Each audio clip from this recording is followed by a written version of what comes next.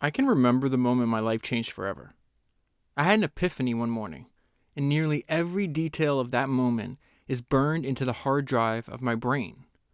It was March 1971, and I was at work, managing the parts department at a Toyota dealership in Colorado. I had just taken a parts order over the phone from a body shop, and I was checking to see what parts I had in stock when, like a bucket of cold water, it hit me.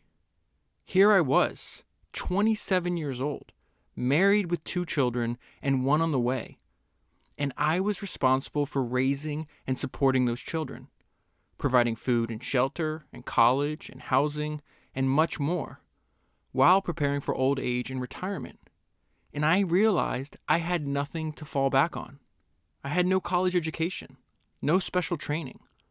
All I had was my energy and whatever talent I'd been blessed with. It scared me. The feeling was so overwhelming that I stopped what I was doing to ponder the matter.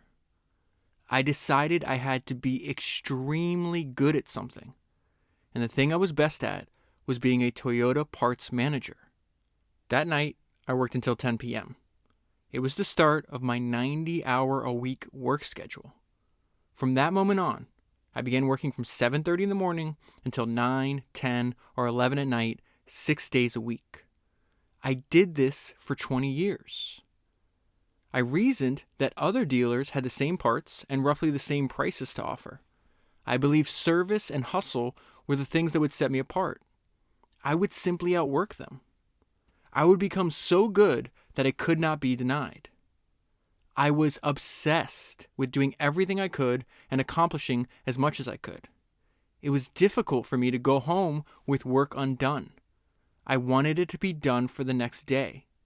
A lot of people go through the motions with little sense of urgency. I had an extreme sense of urgency. A body shop would call and order 21 parts. If I could only find 19 parts, I was ticked off. If I was 5 minutes late, I was upset because I had created a system that wasn't more responsive. I became a student of everything. Ordering systems, delivery systems, hiring practices, training practices, retention practices. I decided I had to be incredible in all facets so that I could control the outcome. I needed to become the best. I begin my story this way because it is a useful backdrop for any discussion of my life. It colors so much of what I did and so much of what happened to me. It was central to everything. Whether it was working as a delivery man, or building a private business, or growing into an entrepreneur, or buying the Utah Jazz. Or, as I'm sorry to say, neglecting my family to do all of the above. I worked and worked and worked, day after day, night after night, dawn to bedtime. I was driven to succeed. That is an excerpt from the book that I'm going to talk to you about today, which is Driven, an autobiography by Larry Miller. And this is another book that was recommended to me by a listener. I was not expecting to read it right away. I actually downloaded the sample on Kindle, and right away, instead of talking about, hey, I built this multi-billion-dollar privately owned business, right up front, Larry serves as a cautionary tale. He's like, don't make the mistake that I did. All I did was work, and as a result of that, I neglected my wife, my kids. Everything came second to my work. So there's a lot of interesting and unique ideas and inspiring ideas in this book, but it is going to serve as a cautionary tale both on neglecting his family and neglecting his health. And I'll obviously talk to you about that in a little bit. Let me give you first an introduction to Larry. It says 99% of the people in Salt Lake City had done business with one or more services provided by Larry Miller. Not bad for a man who was a D student in high school and who attended college for only 6 weeks. He also never took a business class in his life. After dropping out of college, he worked as a stock boy in an auto parts store, and through the sheer force of his personality, his native intelligence, and work ethic, became the most successful entrepreneur in the history of Utah. Sitting in his hilltop mansion that overlooks the entire Salt Lake Valley, he has literally risen above his working class roots. And one of the most inspiring things is the fact that, he didn't have a good education, came from a very terrible family, as he was just talking about in the introduction there. 27 years old, has a normal job, as parts manager at a dealership, but realizing, oh my God, I need to be extraordinary. I have all this pressure on me. So there's a lot of, I think, a lot of inspiring takeaways from his early life. So I'm going to spend a lot of time talking about that.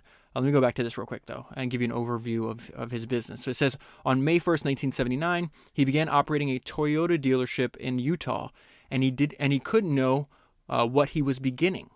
Upon his death, 30 years later, he owned movie theaters, auto dealerships, a world-class racetrack, a movie production company, an advertising agency, ranches, restaurants, TV and radio stations, a real estate development company, an NBA franchise, a professional baseball team, an NBA arena, and sports apparel stores. Nearly 90 companies in all. That's a hell of a 30-year run, right? Nearly 90 companies in all in 6 states with 7,000 employees, all under the umbrella of the Larry H. Miller Group, which is still in existence today. His wife, his widow, actually runs the company, or owns the company rather, which produces $3.2 billion in sales annually, ranking it among the 200 largest privately owned companies in the United States. And this is his wife summarizing him after his death. She says, he was an ordinary man, even though he did extraordinary things. And what I particularly like is he spends a lot of his time in the book talking about his failures. He definitely has an ego, definitely is very proud of what he accomplished, but he talks explicitly, said, hey, if I could go back and redo things, and that's why he's writing this book as he's dying. Again, I'm going to use the word cautionary tale. It's a warning from the grave. You could take the good, what I did building the companies, because I do have some good ideas doing that, but don't repeat my failures. And so he talks about that he has this idea that the river, is what he's calling it, all started from failure. So let me read this section to you. I thought it was very interesting. I never saw myself doing any of these things. I was a 41-year-old car dealer when I took my first step outside of the car business with the purchase of the Utah Jazz. It's funny how life is like a river sometimes. And if you do things a certain way, that river will just take you a certain direction, and you ride it out and you see where it takes you. People ask if I set out with a plan. No way. The chain of events that began my entrepreneurial career were sparked by 3 failures. I dropped out of college, I got laid off, and I got demoted. All right, we're not there yet. We'll get there. Let's go back to when he was a teenager and he's getting kicked out of his house. He says, one night during the summer of my 16th year, I returned home to find my world turned upside down. As I approached our house, I saw 3 sacks on the porch and wondered what they contained. I walked up to the stairs and onto the porch and peeked into the sacks, and I was stunned by what I saw. They were filled with my clothes. I was confused. What's going on? I tried the front door. It was locked. I walked around to the side of the house, to the basement door. It was locked. The house was dark, but I knew my family was in there. Slowly, the realization of what had happened washed over me. I had been kicked out of my house. But why? And this story is going to get even crazier here. So he has to go live with his neighbor, and we see Larry obviously came from a very broken family. So he's talking about the neighbor that he's crashing at his house. He says, he came off as a gruff man, but he really had a heart of gold. He made me feel welcome in his home, and I wound up living there for 6 months. During all that time, I never had any contact with my family, even though they lived just 3 blocks away. I felt empty and displaced, but I did not have longings to return home, probably because of the tension that existed there. As Christmas approached, I finally began to experience some of those longings, so I called my mother and told her simply, I think it's time to come home. Her response was cool. You have to talk to your dad, she said. 2 days before Christmas, I moved back home. It was 1963. In the years since then, Gail, that's his wife, has interviewed my mother twice with a tape recorder to learn more about my family history. Both times she asked my mother while I was kicked out of my house. She could never adequately answer the question to my satisfaction. It's still an issue for me today. I think about it more than I should. I look for answers and there are none. Dad is gone, and Mom is unapproachable about it. So even before he gets kicked out of his house, his description of his mom is she seems really unstable. The examples of her behavior in the book I can't diagnose her, obviously, but she just reminds me of people that have like schizophrenia. And this is an example. His parents, and it's really his mom, because this is his stepdad. He refers to this guy as his dad, but his real dad, his mom, I think, has him when she's like 16, 17. She's really young. I mean, she might be 20, but she's extremely young.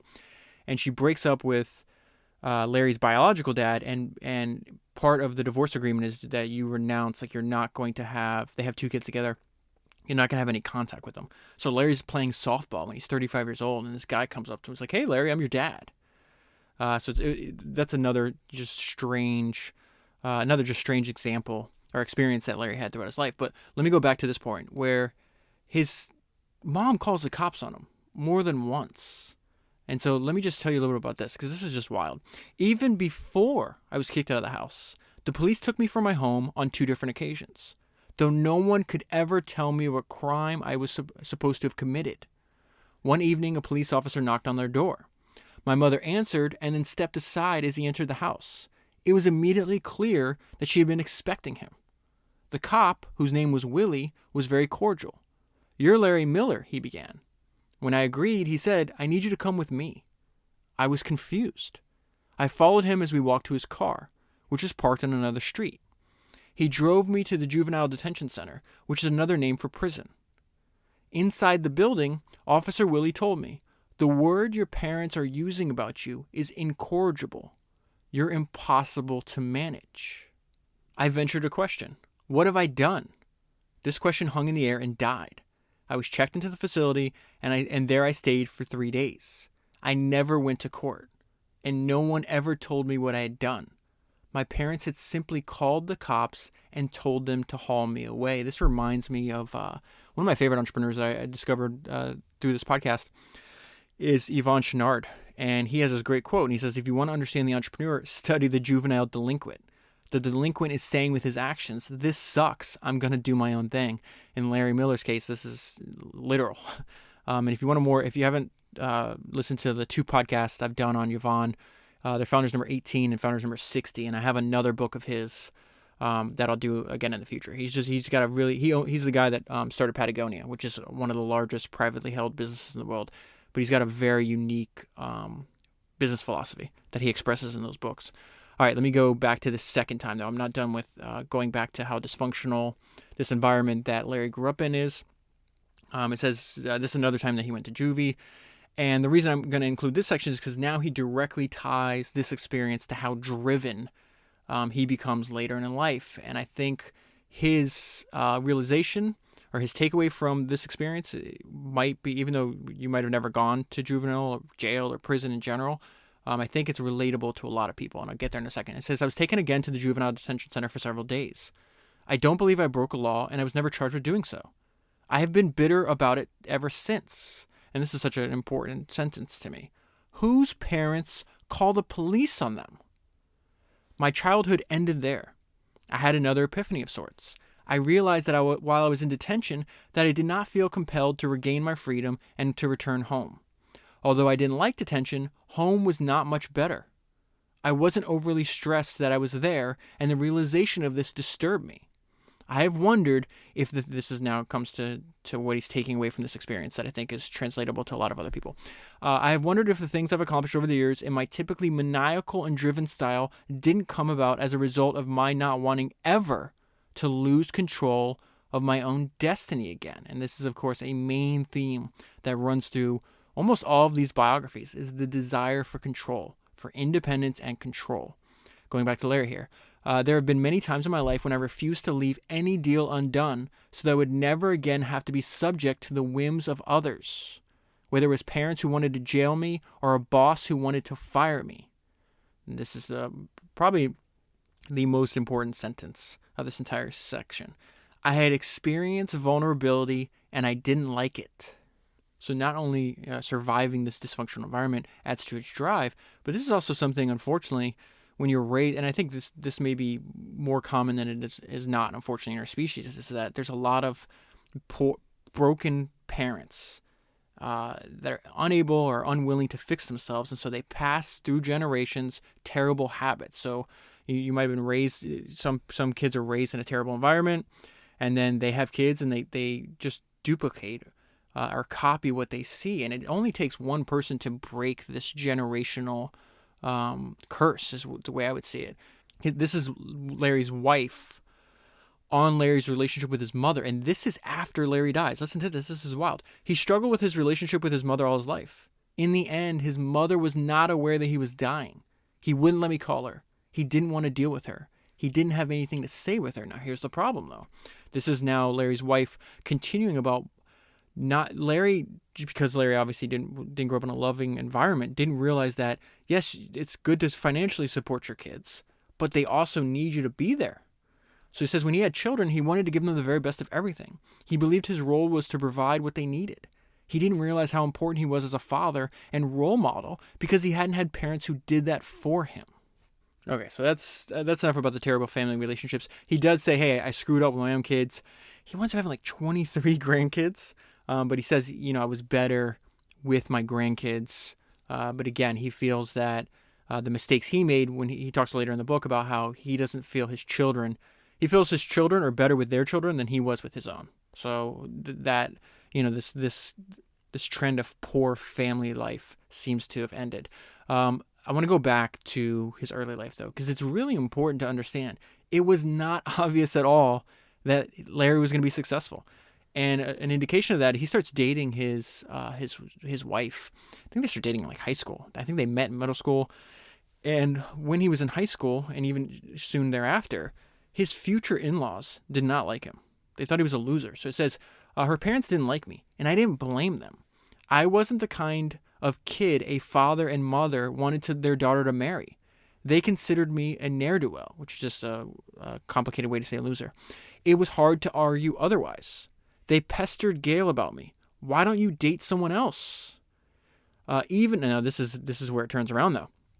Even after we were married, now the first maybe decade of his marriage, it took him a long time to wind up turning in or changing, maybe evolving into the person he wanted to become, right? So he says, even after we were married, my mother-in-law didn't like me much. But this is where it shifts. This is very, very interesting, which was ironic because after we became successful, she would sometimes introduce Gail as Larry Miller's wife. Okay, so I didn't like him when he was a loser. Oh, now he's rich and successful. Suddenly I like him a lot more. Now, you can't really control the people's external views of you, but I always think about what I think a lot of people, from an internally driven perspective, right? I think a lot of people reverse this. It's important to note this because most people get the order reversed. Bill Walsh in his book, The Score Takes Care of Itself, and there's been other examples of this, but he talks about this all the time, that winners know they're winners before they're winners. Champions behave like champions before they're champions. Most people don't understand that. They think it's reversed. It's like, oh, you became a champion, now you're going to act like one. It's like, no. I had that belief and that drive way before other people could see it. And I think that's expressed in the difference between, he probably didn't know it when they first got married, but he damn sure knew it once he made that decision. It's like, hey, I'm gonna do whatever I have to do to become extremely good at something. And even if that took a few years to manifest to other people, for other people to see, he knew it right then. Let's go. We're still not there. Let's go to what he was doing before he starts working in the auto industry. So he says, this is just a bunch of odd jobs. And really the point that I'm bringing this up to you is it's very common for people to be unsure of what to do. So it says, after dropping out of college, I had no idea what I wanted to do. And so I wandered aimlessly through a series of odd jobs that taught me what I didn't want to do. I worked in a bookbindery. I framed houses. I mixed and carried concrete. I drove delivery trucks, and I picked strawberries. None of these jobs held much interest for me, but a pattern began to emerge that would prove significant. And then now we get to the first actual idea of his that he uses throughout his entire career. So he says, I discovered I had a knack of creating work systems that produced stunning results, and this had served me well throughout my professional career.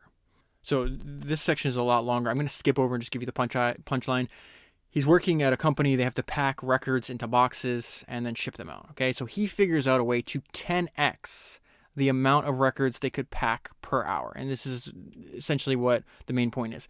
As I look back now, I realize I was practicing time and motion studies, although I didn't know it at the time. It was simply a manifestation of my personality and would become the hallmark of my labor style. I was making efficient use of his time. So what he would do is, if he's got a lot of jobs that are just repetitive, right? They're low paying, usually physical labor, and he realizes I'm doing the same thing every day.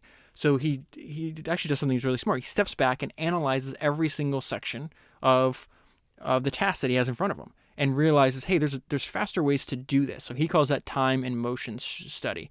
There's a bunch of examples in the book. If you're interested, definitely read it, about him doing time and motion study. What it made me think of is one of my favorite books I've ever read for the podcast was the Autobiography of Chung-Ju Young. He winds up becoming he was one of the poorest boys in South Korea, founds Hyundai and a bunch of other businesses, becomes the richest person in South Korea. But he said something in that book that was very interesting. He's writing that, I think, when he was in his 80s. And he talks about you need to make use of this evenly distributed capital. Evenly distributed capital. What is he talking about? He's talking about everybody has 24 hours a day. So he says time is a form of capital provided equally to everyone.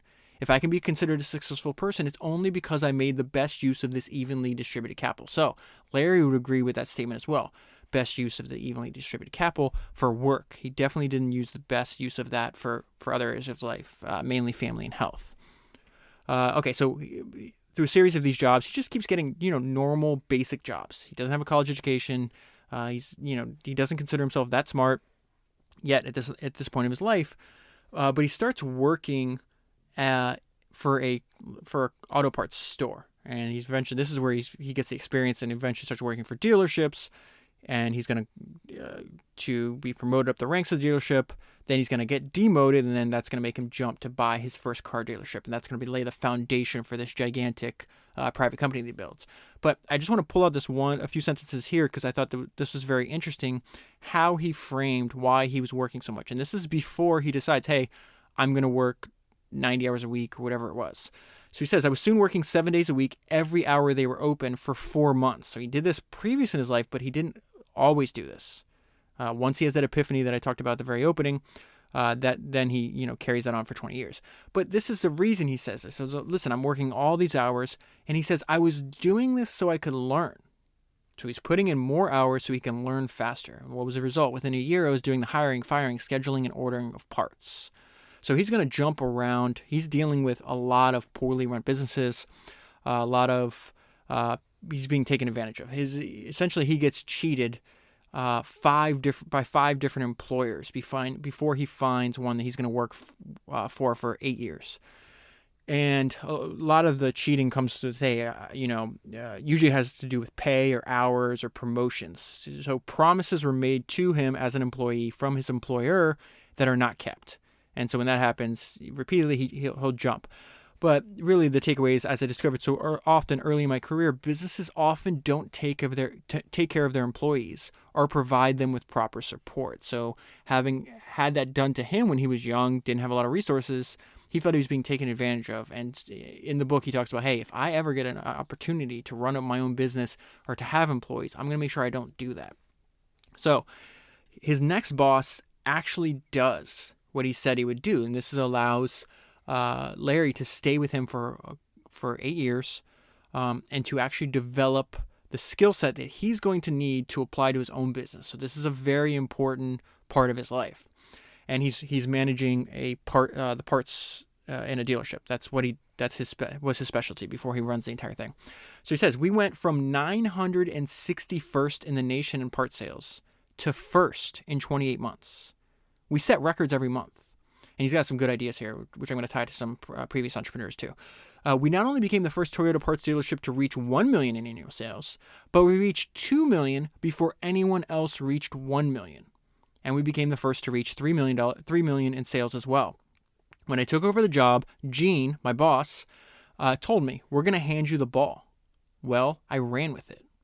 Now, this is a really smart idea. Most parts managers are limited to their primary market, which is within 10 to 15 miles of where they work. So how the hell do you go from 961st to 28th, right? You're not just going to you can't do 10 or 15%. I mean, this is a commodity business. He just told us, he's like, everybody's got basically the same parts. Everybody's got basically the same prices, right? So he does something that's really, really smart about how he expanded his market. So he says most parts managers are limited to their primary market. So I got 10 to 15 mile radius. I can't I'm not going to go from 961st to first, right? So he says, I developed a national wholesale business. So now I went from a range of 10 to 15 miles to 3,000. I also hired a good staff and solicited businesses from body shops and independent mechanics. These are people, so now he's going from inbound. Maybe they pull out the yellow pages and they just call up the closest person. Now they're calling and visiting and saying, hey, let me make a relationship with you. When you need a part, you call me. Essentially, the way he expanded the market reminds me very much of what William Randolph Hearst did, right? So William Randolph Hearst builds this gigantic media empire, right? He owns all newspapers all over the country, takes the same stories that appear in the newspaper, repurposes them in radio, TV stations, and I think he has to have had built one of the biggest media companies ever. But before he did that, he had one newspaper. It was the San Francisco Examiner in San Francisco, and he realizes, hey, I got tons of other competition, right? It's very similar to what is happening to Larry. He's like, they're offering a newspaper, I'm offering a newspaper. So what he does, he's like, well, there's only 350,000 people living in San Francisco at the time. So even if I was able to sell a newspaper a day to every one of them, I'm limited a circulation of 350,000. I think before he dies, his daily circulation at peak was like 15 million people. So what he does, he's like, okay, he starts shipping his newspaper by train to other cities in California. And therefore his circulation increases rapidly. Not only is he getting more money because they're buying it, but now his advertisers can advertise to more people. It's a very, very smart move, very similar to what Larry Miller is doing here. So going back to this, Larry says, I worked tirelessly. I was driven to excel. I was working 14 or 15 hours a day, 16 days a week. And so this starts to pay off. There's two guys that own the dealership that he's working for. He's like, this guy just took us from 961st to first. Now we're doing $3 million a year. This is bananas. So it says, Gene called me into his office and told me, we're going to promote you to general manager. Larry says, I was surprised. Such promotions didn't happen to parts managers. They happen in the sales department. So why would they do that? Because who's going to make you more money? Usually sales departments, right? But his results were so extreme. We're like, well, what happens if we put Larry in charge of all of this? The plan called for me to begin following Gene around for a few days beginning January 21st to learn his job. I love what Gene does here. But on December 15th, Gene called me into his office and said, look, I've got some things to do at the Chevrolet store. If you need me, just answer my phone and open my mail and conduct sales meetings and call me if you have a problem. He never came back. It took me a long time to realize that this was by design. He decided that the best way for me to learn was simply to throw me into the job. I called, and this is another smart realization that Larry has here. He's like, I'm learning from Gene, but I'm going to take the ideas and everything I learned from Gene, and then I'm going to allow those ideas to meld in my mind with my own ideas, and the combination of those two things are going to the end result. Or the outcome is going to be a unique idea that I can apply, that may be even better what Gene could do, right? So he says, I called Gene often in the beginning, but one day it occurred to me that in every situation I faced, I was always wondering how my mentor Gene would do it. I decided I couldn't worry about that anymore. I was going to do it how Larry would do it. It was the dawn of a new era for me. So he always says, in the book over and over again, he says, listen, I was a car guy. I turned myself into an entrepreneur. So he said, and this is the beginning of that, I took the entrepreneurial ideas, talking about expanding the market, all the stuff he did in the parts department, I had in the parts department, and ran with them without being shackled by preconceived notions of what could and could not be done. And so he does this for you. I'm going through this obviously really, really fast. There's more detail in the book, but just 3 years later, look what happens as a result of this. Gene and Chuck came to me and said, hey, we want you to run all 5 of our dealerships. We're going to make you operations manager. After about a decade of wandering from one job and one employer to another, uncertain about what I wanted to do or for whom I wanted to work, I had found a home. Now, I need to pause here. This is extremely important. He's happy. He's making good money. He's running 5 dealerships. He has no desire to run a business. There's no need for it. So remember, go back to the river of failure, his idea he had, the river of failure, right? Something is going to happen to change that. And if these guys never made the mistake, you and I probably wouldn't be talking about Larry Miller right now. So it's very interesting, turning a negative into a positive. Something we all have to learn how to do in life. So it says, before I get there, I want to give you an insight into his personality because he does, tons of people on this that we've covered on the podcast have similar personality types. They are driven to win. They have to win. When I did that 3-part series on Larry Ellison, I was also watching the documentary, the documentary on Michael Jordan, The Last Dance. And I realized as I'm reading all these books on Larry Ellison and watching, and I was a huge Michael Jordan fan when I was a kid. Still am to this day. But I realized, I was like, oh my God, if Michael Jordan ever sold enterprise software, he'd be Larry Ellison. Larry Ellison talks about this, like he's got this hole in his heart and it will never be filled, but he's driven by competition and his maniacal desire to win. Larry Miller is very similar to that. A representative from another local car dealership called Miller every month to ask him how he was consistently beating them in parts sales. Miller simply said he didn't know. But after the 5th or 6th call, he finally told the man, okay, I'll tell you. I come to work every day with the sole purpose of beating you guys. So he's not going to want, his desire was not to go from 961st to 2nd to 3rd. He had to be the best. So everything's going well for a series of years. He's finally on solid footing. And then his boss tells him that he wants to groom his sons to take over the business. So this is the horrible thing that leads, I called him Jim. His name's not Jim. That leads, I'm reading my own notes. His name's not Jim, David. This is the horrible thing that happens for Larry, that leads Larry to entrepreneurship. He drew an organizational chart of his real estate and car businesses. He indicated that he was overseeing the real estate business himself. That brought us to the automobile side of his holdings. Chuck had 8 sons, and he wanted them to follow in his footsteps on the automotive side.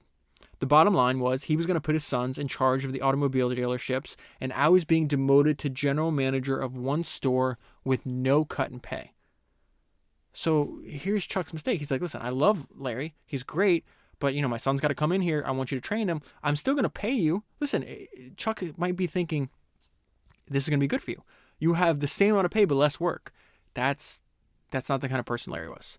He wanted me to mentor some of his sons. I was blindsided by this. I thought I was going to be doing this for the rest of my career. But in reality, he had planned to give the business to his sons and never told me. I was churning inside. Think about this. At this point, he gave these people 8 years of his life. You can't get that back. I realized that the demotion would dead end my career. It closed off my horizons. I quickly realized that running one store was no longer enough for me. I had it gets even worse. I had no plan for my next move. Of course he didn't have a plan because he didn't think he was going to make a next move. After 8 years of working there, I knew it was time to move on. What happened next was a major turning point in my life. And this is the most important part of this section. Sometimes we must take a step back before we can move forward in a way we would never have imagined. So as a result of being in this industry for so long, he was friends with other people that own dealerships. So he goes out, he's depressed at this time. He goes out to his friend named Gardner. So he says, I took Gardner to lunch. And Larry asked him a question. When are you going to sell me your dealership? It was an old gag between us, a ritual we'd practiced for years. Gardner had always turned me down, and we would laugh about it. This time I was stunned when Gardner replied, how about today? Are you serious? Yeah, we can put it together. We got in our cars and returned to the dealership and began negotiations immediately. I was 35 years old, and I had worked for car dealers most of my adult professional life. And just like that, on April 6, 1979, I bought a car dealership for $3.5 million. We only had $80,000 in the bank, so that's the important part. He's like, okay, well, where did this guy get $3.5 million? He didn't. And so this is also going to be a crazy thing. There's a lot of past founders that are going to caution you taking this route. But Larry leveraged, he says, we were leveraged to our eyeballs. So he has to get out a ton of loans. He does not have money for this. And in a sense, the way he explains this later, he's like, it has to work. You don't understand. It had to work. He says, if you go by the book, you're not supposed to be leveraged more than 1-to-1, although some banks and manufacturers might go 2-to-1. I was about 40-to-1. And this is very interesting. This is how he thought. This is 5 words. This is how he thought about the loans. I was betting on myself. But keep that in your mind later on, because he's going to over leverage himself several times. He's going to get eventually to the point where he never has to do that again. And again, if when he's that highly leveraged, if things don't go his way, he's wiped out. He's done. And he knows that. So let me talk a little bit about how he works and his mindset, because I think this is interesting. There are a few great secrets to my professional success. Just hard work and a conscious attempt to draw lessons from things that happen to me and around me to learn everything I can about my job and find a better way to do it. So he's saying, hey, listen, I'll just work hard. I'm going to learn all the time. And then it's not just sit here and learn all day. I was like, I'm going to apply what I learn. Whether something was a success or failure, I tried to understand why that happened and I tried to learn from it. This is an insight into his mindset. This is a note from his journal. It's excellence for the sake of excellence. It just feels good being excellent, doing your best, learning everything you can about anything to which you apply yourself, and then doing those things well. And Larry, like countless other people that we studied, they read biographies of great people that came before them, and then they use what they learn and apply it to their lives. And one person that he winds up reading a biography on and really identifying with, surprisingly enough, was John Adams. So it says, Miller considered John Adams a kindred spirit after reading David McCullough's biography of the man. He loved David McCullough's writing so much, and I did too, that he winds up hiring McCullough on two separate occasions. One time he pays him $40,000 to give a speech. I think that could have been to his company.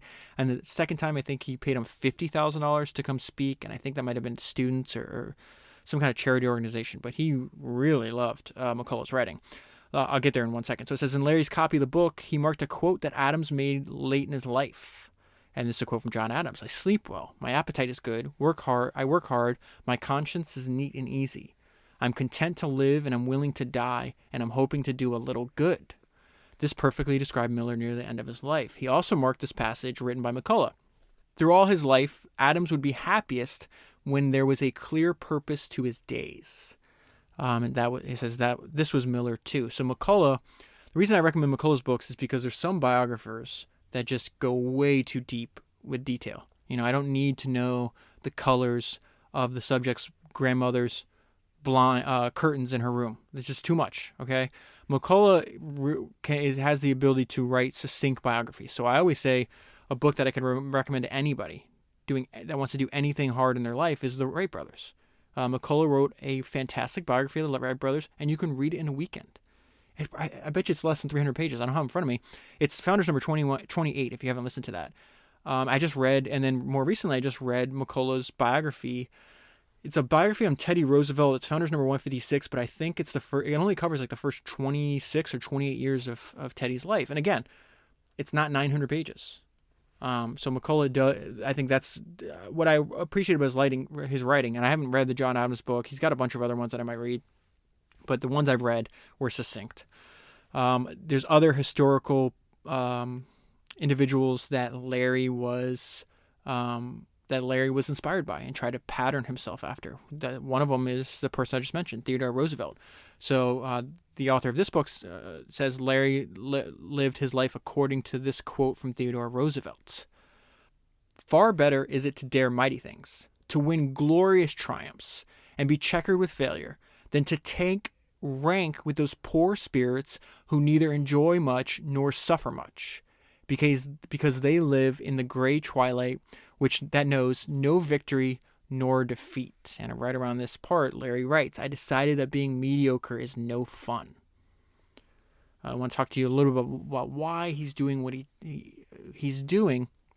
It's interesting that it changes, right? So his why, when you go back to his epiphany he had, his first why was fear, right? And then when he applies himself and he starts achieving success, that changes to exhilaration. The insanely long hours that I work were driven by fear, as I've mentioned, but then the success became intoxicating. Clearly, my motivation to work shifted from fear-driven to success-driven. So this is more of his thoughts on work. It's about doing a job so meticulously and so in depth that you really do control the outcome. It's about doing your best work and discovering your own capacities. That passion and intensity drove me to work long hours. It drove me to find better time management systems. It drove me to learn everything I could. How many times is he going to repeat this? He says this over and over again in the book. It drove me to learn everything I could about whatever I was doing. whether it was understanding movie theater design or memorizing serial numbers of automobile parts. He praises micromanagement, which again, some of this is going to be in conflict because he's saying, hey, other people warn you, don't be a micromanager. I think it's a big reason for my success. But then he also said, to micromanage, that requires a lot more time. And then at the end of his life, he regrets giving that much time to his business and not his health and his family. So, take this with, we have to put all these things in context, right? So he says, I micromanaged for years, and that was a great reason for my success. The hands-on style with which I worked was not about power or control. It was about doing it right. It was about my passion and intensity for whatever I was doing and the outcomes I sought with that intensity. Then Larry talks about, some people just really do want it more. He's in a commodity business. His product is not differentiated. So he says, a bunch of people say I want to have and I want to be, but they're not willing to pay the price. The price is time and effort and being a student of what you're doing. So when I read that, I just recently reread my highlights from, I think it might be Founders number 116. I'm not sure. It's Sam Bronfman, who, that's, I think, the first time I realized a pattern that was emerging as I continued to read all these biographies. And this idea of being a generational inflection point, being the one person that's going to take your family from poverty and literally change the direction of your entire family for generations, as Sam Bronfman did. And before Sam Bronfman was able to achieve that, he's starting out in the liquor business in Canada, the whiskey business. And there's all kinds of bizarre laws in Canada and also during Prohibition in the United States. And so the people that had, let's just call it a liquor license for simplicity's sake. The people that had a liquor license, they were grandfathered in. So if you owned a hotel and that had a liquor license, that liquor license is transferred with the sale of the hotel. But you can't just get a new liquor license. Like, they weren't giving any more out. So this guy was selling a business, one of these hotels, and Sam wanted it, but he knew he had competition from this other person. And they were both going to approach the person selling the hotel, the license, when they got back. The guy's on it's very far away. So like the very rural, frozen Canadian wilderness. I think he may be on a hunting trip or something like that. And so Sam's competition is just like, okay, well, when he gets back, I'm going to, pitch him. Maybe I'll offer him more than Sam wants to buy. Sam hires a person. Again, this is rural, frozen Canada. And he says, hey, I need you to take me by your dog sled to this remote location because I'm not going to wait for this guy to get back. So again, some people want it more. And Sam Bronfman rode a dog sled in below freezing temperatures for 6 days. He gets to the guy's campsite, winds up doing the negotiation, and gets it. So by the time Sam gets back to the civilization, his potential competitor doesn't even know the deal's already done. So again, I think one of the benefits of reading biographies, you realize that life can be as broad as you want to make it. And every single person we study here is an extreme person. This is a great little story. This is Sam. This is Larry remembering a lesson that his grandfather taught him. I skipped over a part, but I gave you the main punchline where it was just like, hey, he keeps getting screwed over by all these potential employers. And so he goes, while this is happening, this is many years in the past now, he meets with his grandpa, and he's just like, okay, well, if they want to screw me, like they want to just pay me $1.50 or whatever, I'll give them $1.50 worth of effort. And his grandfather's like, no. And this is the benefit of having wise or older people in your life. I often remember the discussion with my grandpa that had such a profound influence on my life and the way I worked. You'll remember that I was discouraged because I was working very hard and had earned great responsibility from my employer, and yet I was paid like everyone else and was refused a raise. I told my grandpa that if they were going to pay me $1.45 an hour, then I would give them only $1.45 an effort. This is so smart by his grandfather. That's when he told me that no one would know the difference except me. And then he promised me that if I worked as hard as I could and learned all that I could in business, someday would pay off many times over. It was not about my employer. It was about me. Everything my grandpa promised me has come to pass. This is another example of the unusual way he worked. So he owns the Utah Jazz at this point. He buys 50% of the team for $8 million. Could you imagine that happening now? Winds up having to buy the rest of the team. He's highly leveraged at the time. He does not have that much money when he's doing it. His family, actually, they owned the Jazz for, a long time. They just sold it to a tech entrepreneur. I think he's in his 40s, and this is recent. This maybe the last like 5-10 years, something like that. And it was sold for over $1 billion. So it just gives you an idea of like how much the appreciation and value. But anyways, we're not there yet. He has to build a new arena, because if he stays in the old arena, he's going to lose too much money, and it goes up because of something to do with the collective bargaining agreement. So he'd lose like $2 million the first year, $4 million the next, $6 million after that. He's like, I can't lose $6 million. Like, I don't have that money. So he winds up having to build what's called the Delta Center. I don't know what it's called now, but at the time it's called the Delta Center. He has to do it really fast. So I'll get there, but this is, again, an example of a very unusual way he worked. I thrive on work in the details. Instead of delegating as I should have, I dived into the minutiae of every project we undertook. Even amid the great concerns about deadlines and costs and architectural issues when we were building the Delta Center, I was involved in every aspect of the project, even the window blinds and the type of concrete block we would use. I worked for weeks to research what type of trees we should plant in front of the arena. I bought books on trees. I consulted several horticulturists, which I guess are experts on trees. I drove around town to see what various trees looked like when they were mature. I became an expert on trees. What CEO of $1 billion company does this? I was that intense about everything. Something to know about Larry. It's not ever explicitly mentioned in the book, but you can read between the lines. He didn't really start, I don't think he ever started any dealerships. He bought existing dealerships. And I think before, at his peak, he might have owned like 40 something. But this is what he learned from negotiations to buy another dealership. I told him I didn't have $7 million, and I was hoping that he would release me the property for a few years and let me get my bearings. He got very indignant. So this is a guy trying to sell his dealership, right? Look, he said, this is a Toyota franchise in a Sunbelt city. This store will be sold before the day is over. I've got guys coming in limos and private jets to buy this. I was more than a little offended, so I said, when these high-budget guys get in their limos and fly home, and you've still got this store to sell me, call me. He responded, don't let the door hit you on the way out. 3 weeks later, I get a call from this guy, and he acted like we were long-lost buddies. He asked if I was still willing to make the same offer, and I said yes.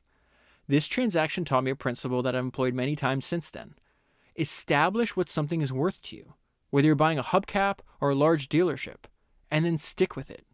If you get in a bidding situation, you can let emotion carry you way past your limits of good sense. I made what I thought was a fair offer for both the buyer and the seller, and I didn't let this guy pressure me into inflating what value I put on it. Now, this is very interesting. Again, he's writing this. He knows he's dying. He's in extremely poor health. And this is, I have to bring this to your attention because it appears over and over again when you have people writing their autobiography. It's inevitably going to come towards the end of their life, and their business is vastly different than it was when they started, and they always miss the early days. It's very unique, very interesting. I love those early years of my entrepreneurial career. I miss them. I had to be creative to put together deals to finance our many ventures simply because I couldn't get traditional financing in those days. Today, it's not nearly as much fun. Over the years, I've found that I became less interested in overseeing the day-to-day operations of the company and much more focused on bringing ideas to life and building things. So let's go back to the construction of the Delta Center because this is very interesting to me. Really the takeaway from this entire section is things can always be done faster. So remember to push. There's a great a website I go to all the time. The founder of Stripe, Patrick Collison, has a really interesting personal website. And one page that I find so interesting on the website, it's patrickcollison.com/fast. I'll link it in the show notes, but I just told you the URL. And what will be interesting is he put together, Patrick's also reads a lot. He has a great understanding of history. I found a lot of books on his website actually to read. But this particular page has examples of people quickly accomplishing ambitious things together. So he lists all these historical examples, and then contrasts that with like our inability to do the same thing today. And then he further goes on, like he has a section called "What's Going On," and he's trying to figure out like why is it so much rare? Why is it rare for us to be able to move fast and accomplish important things?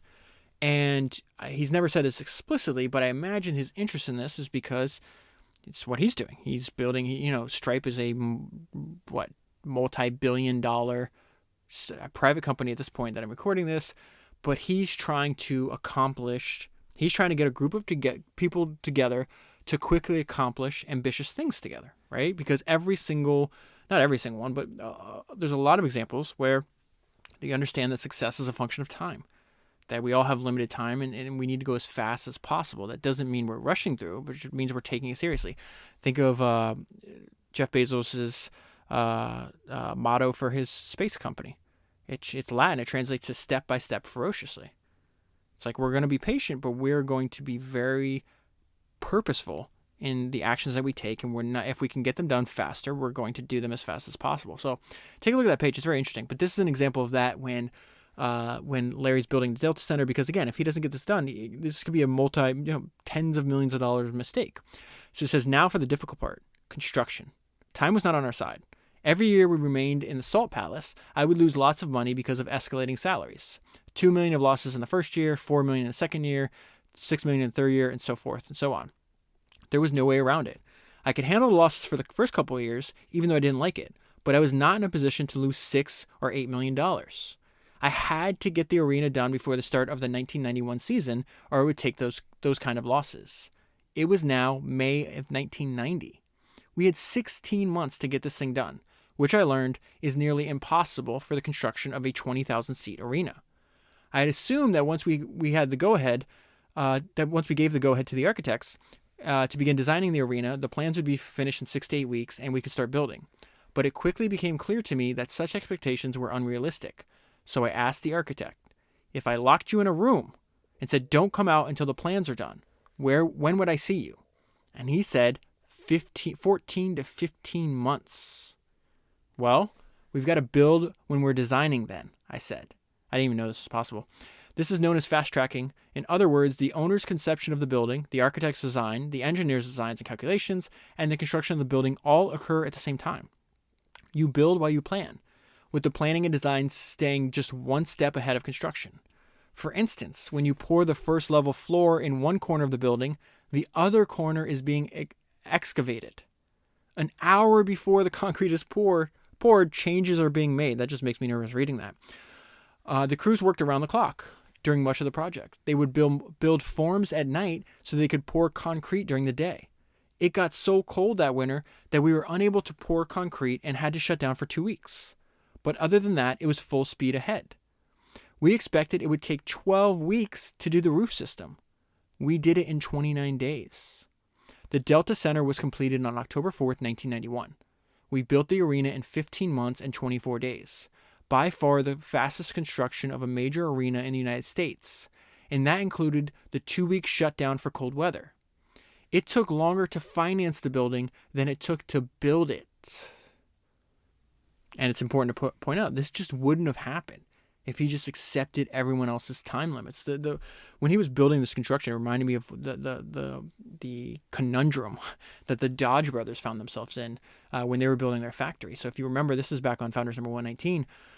But the Dodge brothers are doing all this work. Almost their entire business is essentially a subcontractor for the Ford Motor Company. And they realize, hey, Henry Ford's clearly, like, you can see piece by piece, he's one in control. So every aspect that goes into his car, he eventually wants to own himself. And so one day we could wake up and find, hey, Ford doesn't need us anymore. So I think they had like 18 months on their contract, something like that. And they said, hey, we got 18 months to not only fulfill all the orders that Ford needs from us, but for us to design and build and manufacture an entirely new car from scratch. And we don't have a factory to make that car in. And so they wind up having to do this. They get it done. They're there every day.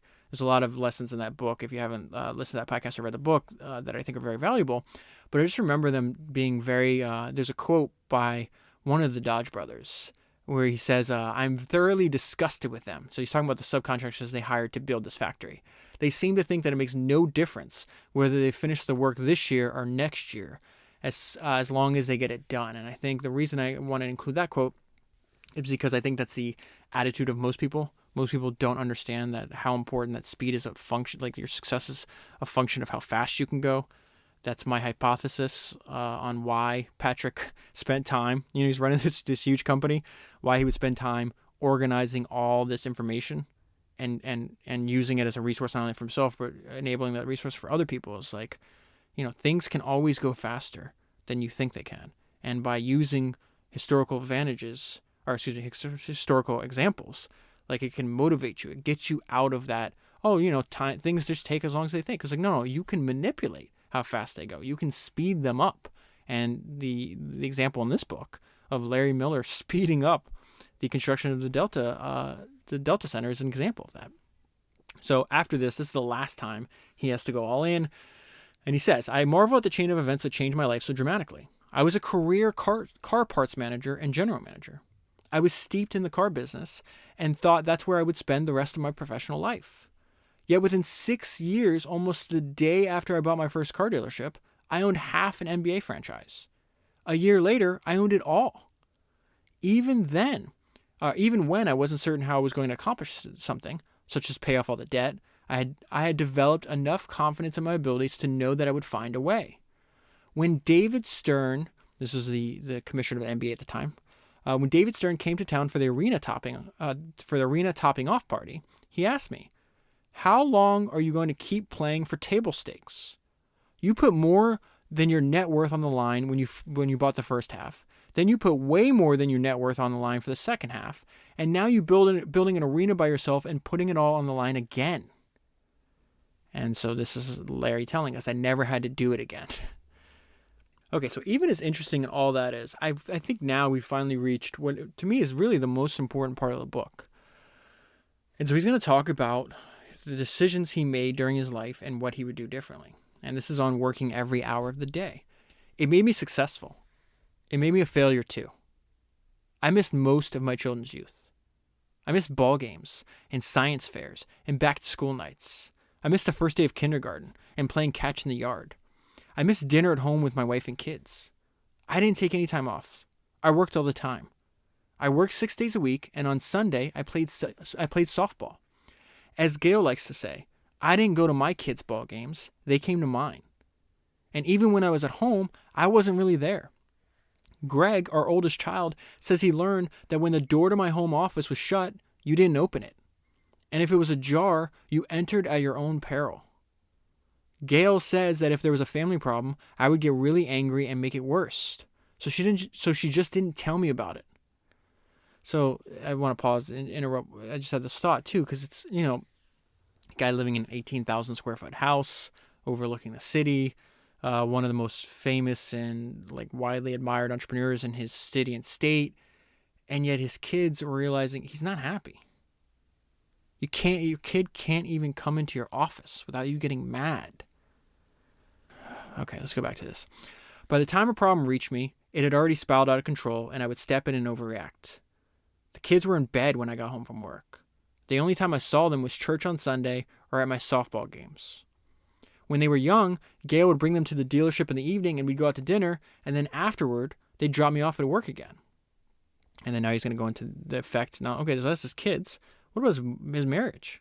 He was married for, 40 years, something like that. It says, when we dated, we were inseparable. Once we married, we hardly saw each other. When I came home at night, I would soak in the tub to unwind, and she would sit on the floor in the bathroom and listen to me talk and talk and talk. Or we'd go on a late night walk, which is another way for me to unwind and be with her.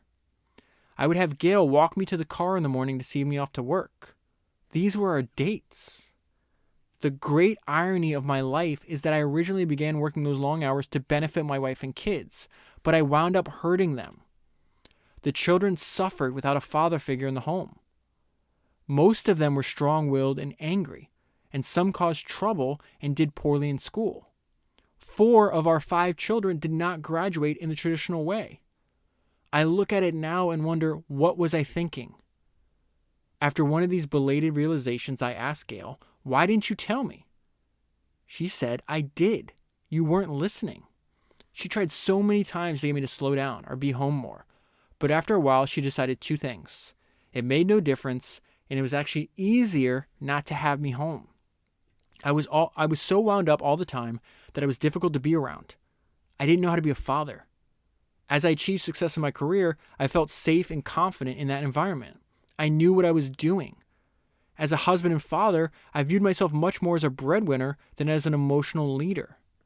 As long as I provided for my family financially, I fulfilled my role, or so I thought. I didn't realize until my late 40s that not only did my kids and wife have an emotional need for a father and husband, but it was my responsibility. So I'm often asked these questions. Would I do it differently if I had to do it all over again? I would have been there for the Little League games and scraped knees and the back-to-school nights. Instead of working 90 hours a week and missing all that stuff, I'd work a more balanced schedule, 55 or 60 hours. If I had to choose between working long hours and being closer to family, I would choose family. That has come to mean more to me now. But unfortunately, I didn't see it until after my kids were grown and gone. Let me interrupt here again. Ingvar Kamprad, the founder of IKEA, starts IKEA at 17, works on it till he dies in his 80s. And he says something in that book, his autobiography, that I've never forgotten. He says, childhood does not allow itself to be reconquered. Now we're seeing Larry Miller say the exact same thing. I didn't see it until after my kids were grown and gone. It is too late. This is not a mistake you can rectify. I'm able to sit back and enjoy my grandkids more than I did my own kids. I try to pass these painful lessons to others who might be tempted by all the allure of professional success. Mine is a cautionary tale. I missed all those years with my family, and I can't have them back. In some ways, it's so simple. All you've got to do is be there. And here's an example of that. This is his wife after he died. Larry's co-author is interviewing her. He says, a few weeks after Larry passed away, I met with Gail in her home. I asked her how she was doing.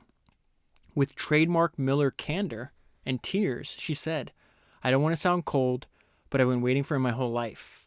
It's not that different now. She began to cry as she added, the only time we were really together was when he got sick and could no longer go to work.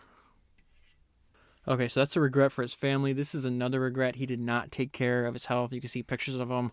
Didn't exercise, ate terribly, had diabetes, was stressed, and he just went through some horrific health consequences. So this section is really called The Long Goodbye. He says, I was out for one of my walks when I suddenly became overcome by extreme fatigue. I returned to the house and told Gail, I don't feel good. Something is wrong with me. This is different from anything I've experienced. In retrospect, it was a sign of trouble, but I ignored it the same way I ignored my health for years. And the note I left myself in all caps is, avoid this. Gail called my doctor and reported my blood pressure readings. He told her to call an ambulance. This was the start of a 59-day stay in a hospital, during which one problem after another manifested itself. It was as if all those years of neglect and abuse on my body had caught up with me at once. After about 3 weeks of hospital life, I told Gail I couldn't do it anymore. I began to suffer severe gastrointestinal bleeding. The doctor almost lost me twice that night. This was my 4th time that I had a near-death experience. The truth is, my health had been declining for years, and I was paying for it. Looking back now, I realize that when I quit playing softball, I didn't replace it with anything except more work. And that is the biggest reason I got myself into health problems. I did not exercise, and it put me on a gradual downhill slide for 23 years. I made things worse by eating erratically. For years, I didn't even tell Gail that I had diabetes. I didn't want to admit that I had a problem, so I resisted doing anything about it. I was putting substantial stress on my whole system. The lesson, of course, is to take care of yourself, to make time to eat and sleep and exercise. I learned that too late. Yes, I would do some things differently. Aside from regrets about not spending more time with family, I would enjoy life more. I would spend more time doing the things I love to do. See, we continue this theme, this cautionary tale. Yes, he's very successful. Yes, he built a multi-billion-dollar business. Yes, he had all the material things that you think would buy happiness. It's clear at this point in the story. It's very clear that he did not get that. I was so busy working, I would have enjoyed things more along the way. Gail doesn't believe me. She thinks if I could do it all over again, I'd do it the same way. Maybe she is right. So now he's going to talk about what was happening in the hospital. This is just terrible. They have to first they start amputating like 3 toes. Then they're eventually going to amputate both his legs. He has a heart attack. I mean, just all It says then the skin on my legs started to turn black, and the ends of his legs. Oh, I'm sorry. This is not him writing. This is the author writing. Then this the co-author. Then the skin on his legs started to turn black, and the ends of his legs were so painful that even to put the dressings over them were excruciating. This is after they took the toes. Then they took both legs below the knee. We realized that something was terribly wrong, said Gail. Not only did his legs begin to blacken, but so did his fingers. 3 of his fingers actually died. Tests revealed that he had cholecystolacus. There's no way I'm going to pronounce that word. And had it for some time. This is what it is. It's a rare disease in which blood vessels fill with calcium, preventing oxygen from reaching the tissue. So that's why his extremities are dying. This is why his legs were beginning to blacken. They were dying. Larry received this news on Thursday, February 12th. This is after years of declining health, being in and out of the hospital, heart attacks, all that stuff. He had months, this is what the doctors are telling him, he had months to live if he chose to continue the dialysis, or 5 to 9 days if he chose not to continue it. So he's got to decide what he's going to do. He's just talking, right now, it's just him and his wife. We spent the day talking about what to do, says Gail. His biggest concern was how I was going to manage without him. He had a really hard time with that. Once I convinced him that I'd be okay, he said we needed to call the kids. So he's choosing to go home and die. And this is his death. The family all gathered around the bed so they could be closer to Larry in his final moments. We stood around him and we said our goodbyes. He took a deep breath and sighed, and then he was gone. A tear fell from his left eye. So Charlie Munger is known for reading hundreds of biographies. He calls it becoming friends with the eminent dead. And I think one of the benefits of that is the constant reminder that we're all temporary and to not waste the most precious resource and asset we have, which is our time. Larry goes to great length in his autobiography to make sure, to bring to our attention, to make sure we're asking ourselves the questions, are we spending the time how we actually really want to? Or are we going to regret what we're spending time on? So when I got to this part of the book, it made me think of one of the most important quotes I've ever come across. It's in almost every biography of Steve Jobs. And so I'm going to close on this. And this is what Steve said before he died. Remembering that I'll be dead soon is the most important tool I've ever encountered to help me make the big choices in life. Because almost everything, all external expectations, all pride, all fear of embarrassment, or failure, these things just fall away in the face of death, leaving only what is truly important. Remembering that you are going to die is the best way I know to avoid the trap of thinking you have something to lose. You are already naked. There is no reason not to follow your heart. That's where I'm going to leave the story. If you want the full story, I recommend buying the book. If you buy the book using the link that's in the show notes on your podcast player, you'll be supporting the podcast at the same time. That is 168 books down, 1,000 to go, and I'll talk to you again soon.